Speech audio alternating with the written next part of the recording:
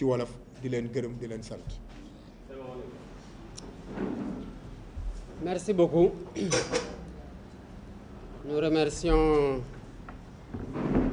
la presse qui a bien voulu faire le déplacement pour couvrir la présente conférence de presse du bureau politique national de Pastef les Patriotes.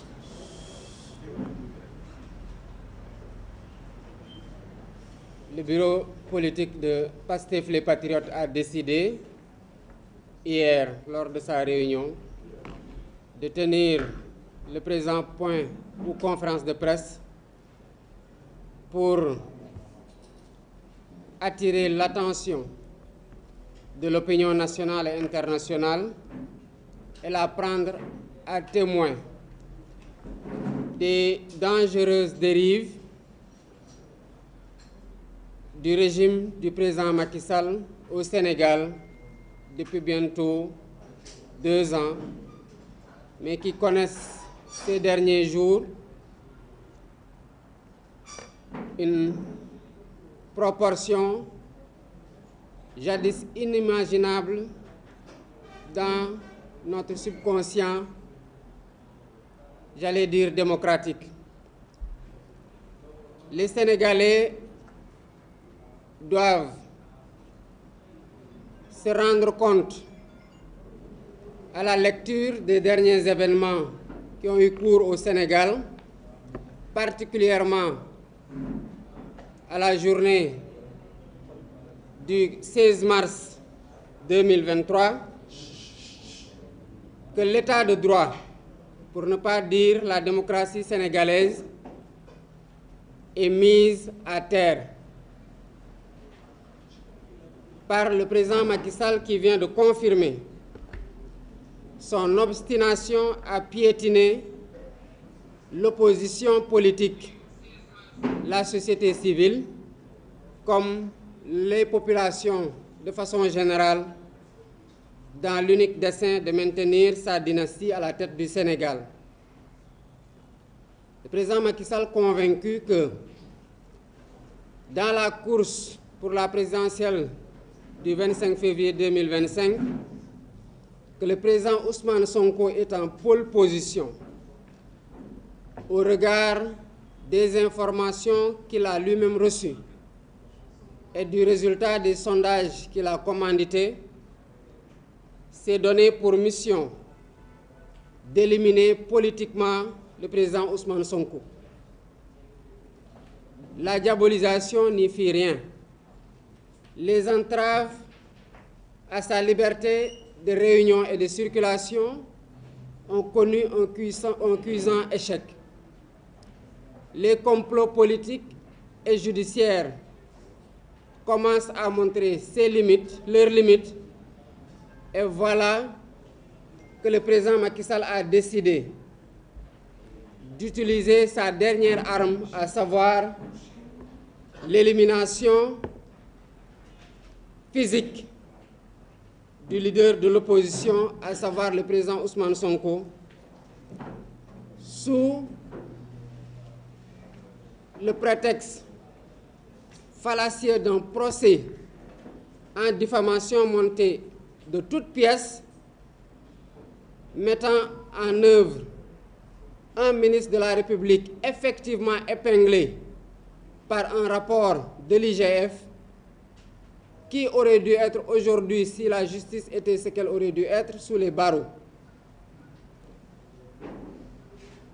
À chaque fois que le président Ousmane Sonko est convoqué, c'est le prétexte de s'en prendre physiquement à lui.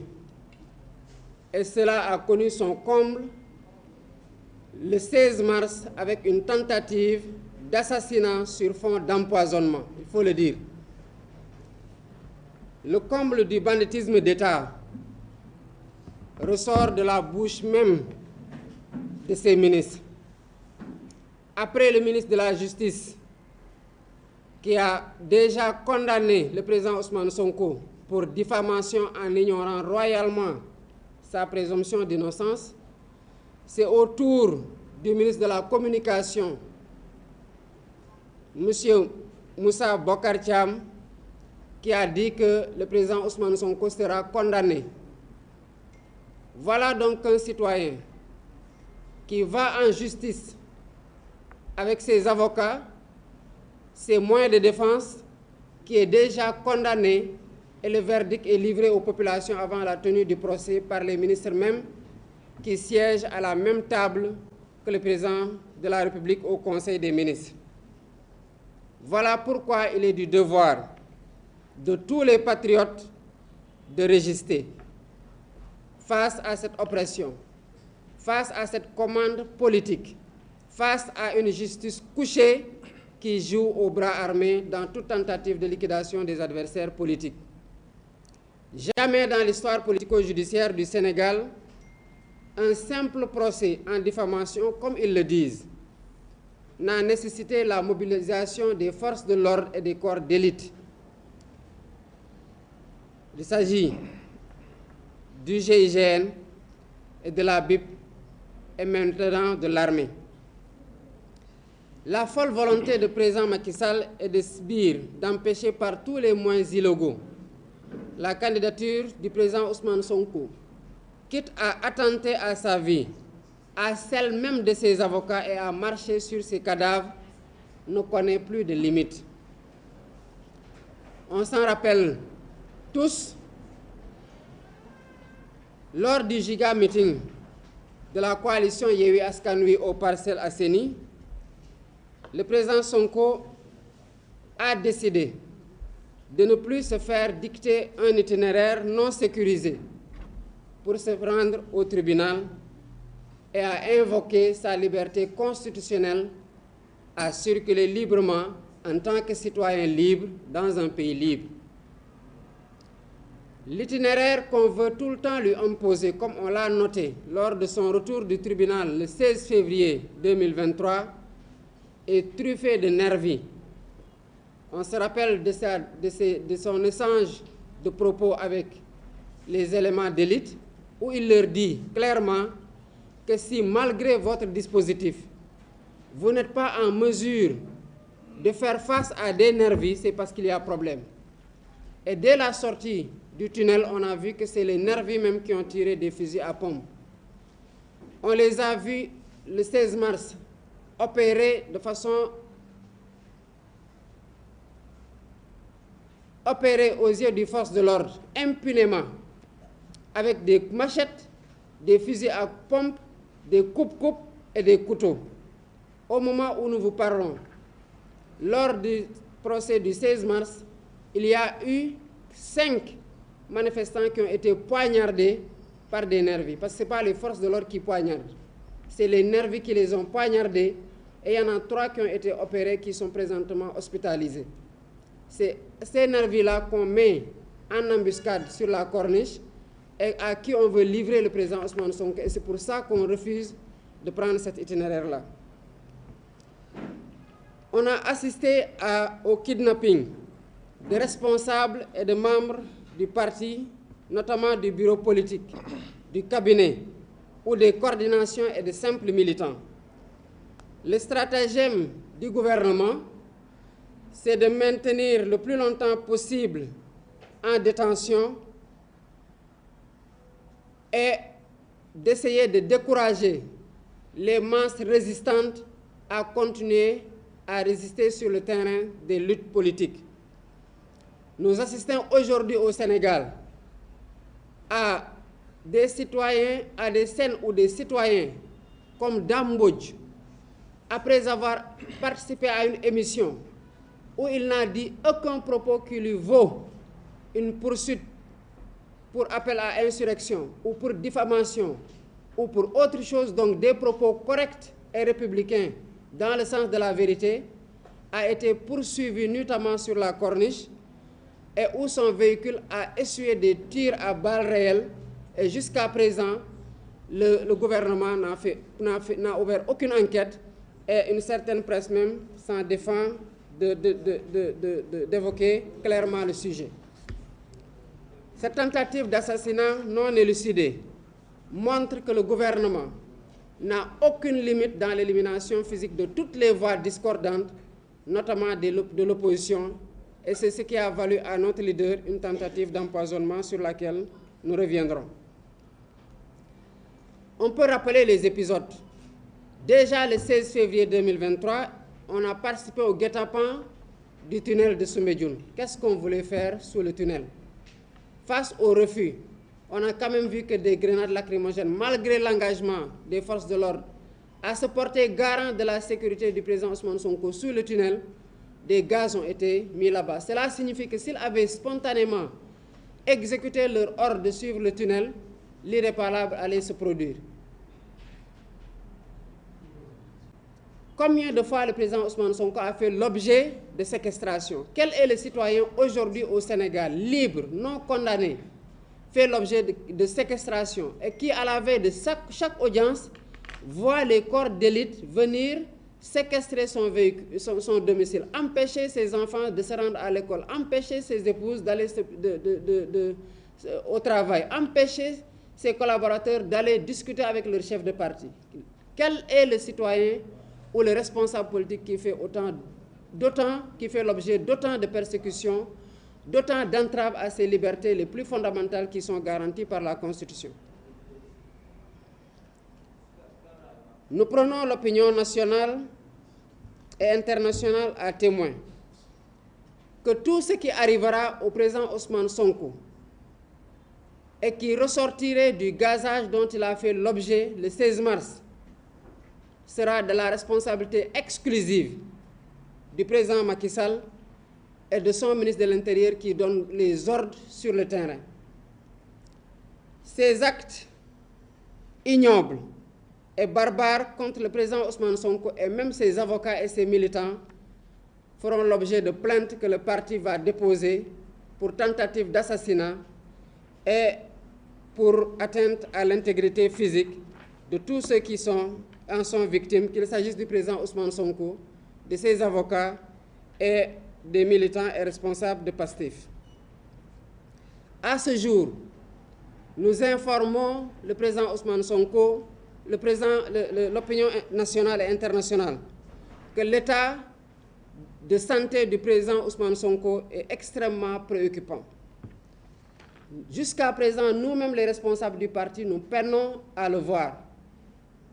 Ça signifie que sa situation clinique est extrêmement préoccupante pour nous et pour les médecins qui sont à son chevet. Voilà pourquoi le parti a décidé de mettre tous les moyens à notre disposition pour procéder à son évacuation en rapport avec ses avocats à l'étranger pour voir le degré de nocivité du gaz qui lui a été aspergé. Nous informons aussi comme le maître Ciré Clédor, qui n'a pas d'entrave par rapport à son passeport, a été envoyé en France pour subir les tests que nous voulons que le président Ousmane Sonko lui-même subisse. Nous exigeons dans ce registre alors que son passeport lui soit tout de suite restitué pour permettre de procéder sans délai aux formalités permettant de le sortir du territoire pour prendre en charge de façon correcte ses soucis de santé découlant des effets de la substance dont il a été aspergé. Rien ne nous rassurera par rapport à ça. Des échanges qu'on a eus avec des toxicologues nous renseignent qu'il y a des gaz qui, administrés et pendant un certain temps, ne peuvent plus être découverts, mais continuent à faire leur effet sur le long terme. Et cela nous fait interroger sur la nécessité qu'ils ont eue à l'asperger de gaz, à le conduire chez lui, à empêcher même que l'ambulance vienne le prendre pendant 6 heures de temps. Pourquoi, après qu'il soit revenu chez lui, continuer à empêcher même que l'ambulance vienne à son chevet pour que les observations et les examens qu'il aurait pu faire lui soient administrés dans la clinique où on voulait le conduire?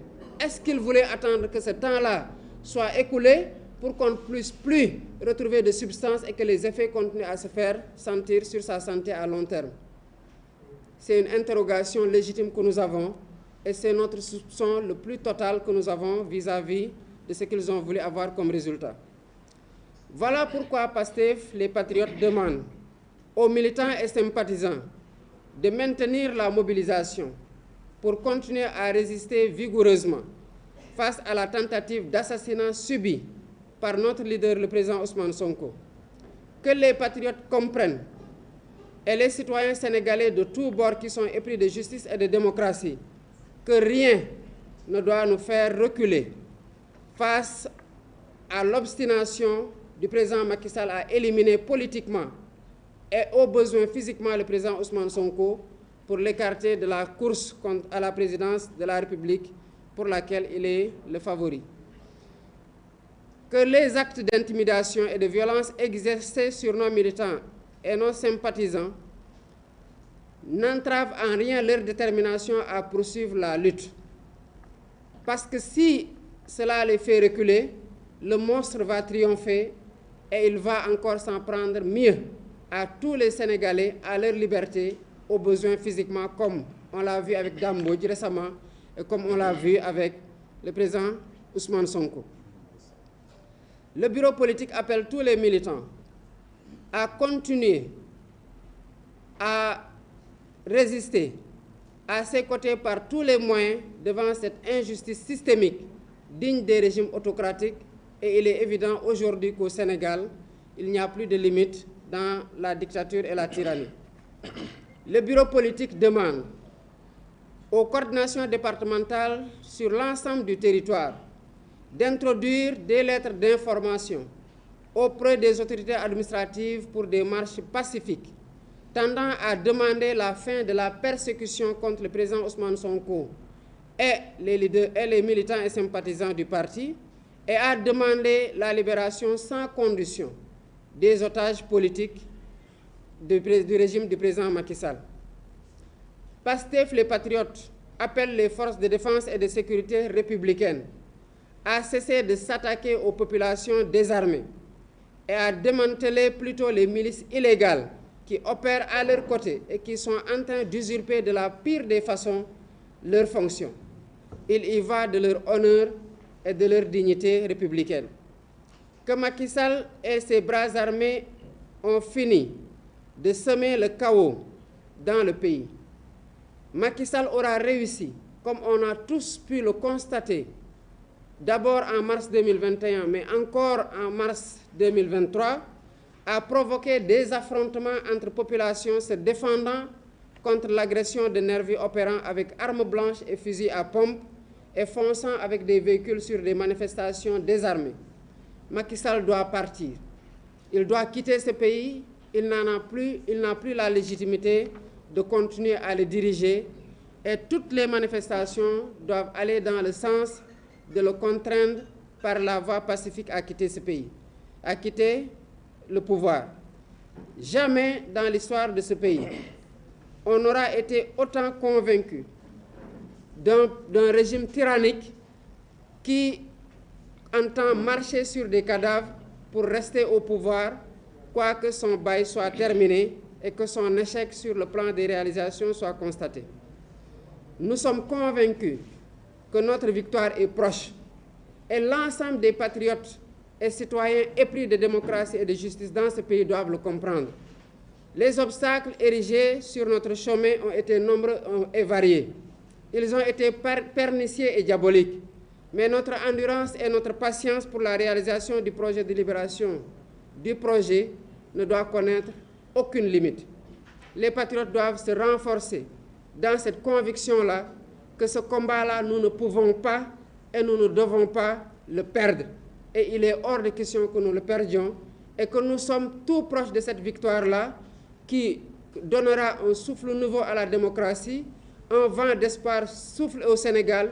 Il faut que cet espoir-là soit concrétisé et la seule voie pour le concrétiser, c'est la détermination des patriotes à tomber sous les balles s'il le faut, à aller remplir les prisons s'il le faut, mais que jusqu'au dernier patriote, qu'on soit convaincu que ce dernier patriote-là remporte la victoire pour que la démocratie et l'état de droit soient restaurés au Sénégal.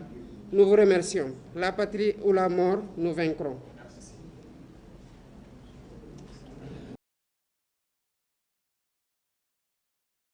for coming to cover this press conference. We are today trying to raise our voices